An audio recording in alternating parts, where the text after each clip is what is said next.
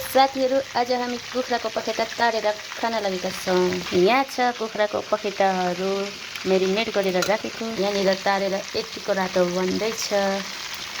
यसलाई यसरी पल्टाउँदै सानो फ्लेममा रोस्ट गर्ने। बिस्तारै पकाउनुपर्छ। एकदम टेस्टी हुन्छ, एकदमै मिठो हुन्छ। यसरी पकाएको चाहिँ ठुलो फ्लेममा पकायो भने चाहिँ यसको मसलाहरू बढिहाल्छ। त्यो भएको कारणले गर्दा त्यति मिठो हुँदैन। यहाँनिर हाम्रो पापड पाकेर एकदमै रेडी भइसकेको छ। अब एकछिनमा अलिकति पकौडा पनि बनाउने छु। साथीहरू चटपटे पनि बनाउन गइरहेको छु। यो पत्तागोभी, खुर्सानी, प्याज, यो सुनपापड, मटर, बदाम, चाउचाउ, वाइ। साथीहरू चटपटे बनेर रेडी भइसकेको छ। पखेटा पनि रोस्ट भइसकेको छ। अचार, पकौडा, चटपटे सबै बनेर रेडी भइसकेको छ।